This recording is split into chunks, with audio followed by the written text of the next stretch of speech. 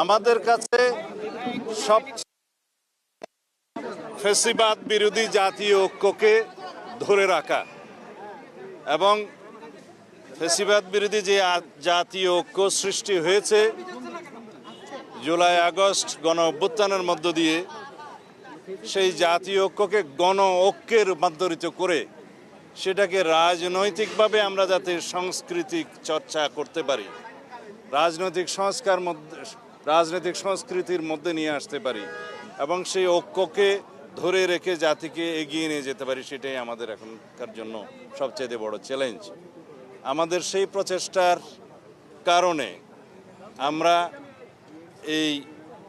সকল রাজনৈতিক দল যারা ফ্যাসিবাদ বিরোধী আন্দোলন সংগ্রামে জড়িত ছিল এবং আমাদের সাথে ছিল, তাদের সবাইকে নিয়ে একটি অন্তর্ভুক্তিমূলক রাজনৈতিক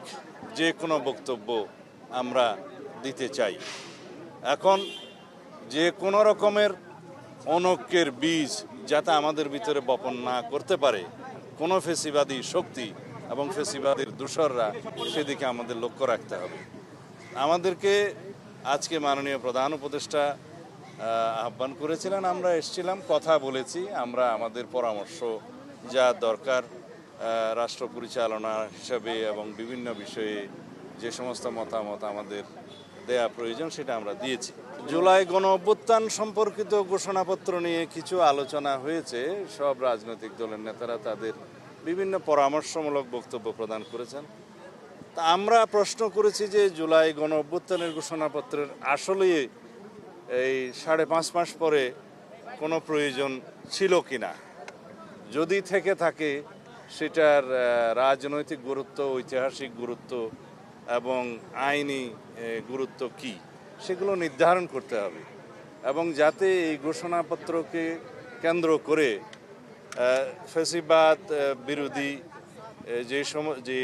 ঐক্য সৃষ্টি হয়েছে সেখানে কোনো ফাটল সৃষ্টি না হয় সেদিকেও আমাদের লক্ষ্য রাখতে হবে। যদি কোনো রাজনৈতিক দলিল ঐতিহাসিক দলিলে পরিণত হয়, সেই দলিলটাকে অবশ্যই আমরা সম্মান করি, কিন্তু সেটা প্রণয়ন করতে যেয়ে যাতে সব সংশ্লিষ্ট সকলকে অন্তর্ভুক্ত করা হয়, তাদের পরামর্শ নেওয়া হয়, আলোচনা করা হয়, সেই দিকটা আমরা পরামর্শ দিয়েছি এবং সেই বিষয়ে আমি মাননীয় প্রধান উপদেষ্টা এবং এই অন্তর্বর্তীকালীন সংশ্লিষ্ট সকল উপদেষ্টাকে অনুরোধ করেছি সেই বিষয়ে যেন আপনারা নজর রাখেন এবং সেই হিসাবে পদক্ষেপ নেন, যাতে জাতীয় ঐক্যের মধ্যে কোনো রকমের ফাটল সৃষ্টি না হয়, আমাদের মধ্যে যাতে কোনো রকমের বিভ্রান্ত সৃষ্টি না হয়, সেইগুলো আলাপ হয়েছে।